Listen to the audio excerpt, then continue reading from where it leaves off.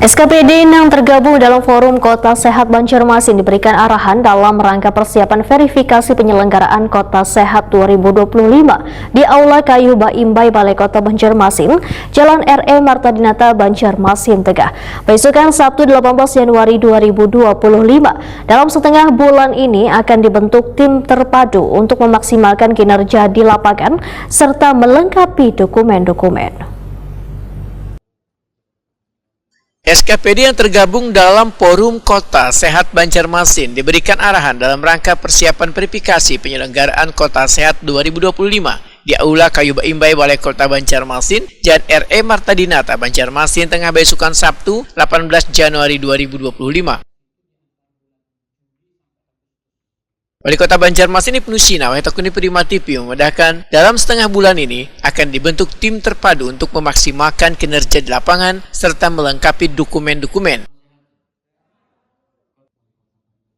Tim terpadu meliputi Asisten 1, Bapeda, Dinas Kesehatan, Dinas Perhubungan, Dinas Pendidikan, dan SKPD terkait lainnya. Sedangkan di lapangan sudah bekerja sama melaksanakan sanitasi, yaitu merobohkan jamban apung di pinggiran sungai yang diganti dengan WC umum menggunakan biofilter karena sangat memenuhi persyaratan sanitasi yang baik.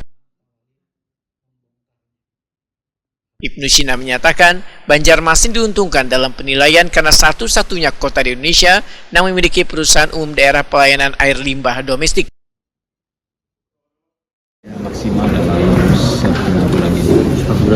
Jadi tim terpadu itu nanti di bawah asistensi Pak Satu, kemudian juga Bapeda, Dinkes, kemudian juga Dishub, kemudian juga semualah distrik dan lain sebagainya. Karena ada 30 SKPD yang dilibatkan, dan yang paling penting ada PIC yang ditunjuk untuk secara dari waktu ke waktu memantau, memastikan data yang dibutuhkan, koordinasi dengan SKPD dinas ini, jangan sampai nanti soal data saja kita belum fix, belum sinkron. Itu yang paling penting karena ini sampai dengan akhir bulan ini seperti bekerja.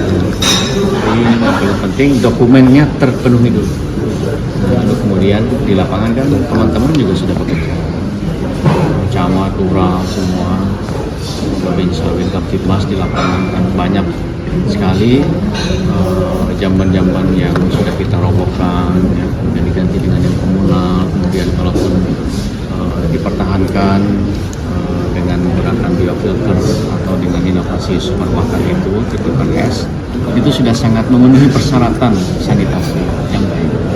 Tadi yang ada menyampaikan Banjarmasin malu kalau tidak. Iya, karena memang sudah seharusnya Sebagai ketua, saya sebagai ketua Kopsi Pusat Banjarmasin harus menjadi kota sehat. Sanitasinya selesai. Karena kita diuntungkan, kita punya perusahaan daerah yang menangani masalah limbah. Itu tidak ada tempat lain. Oleh karena itu rugi rasanya kalau kita tidak bisa mengikuti.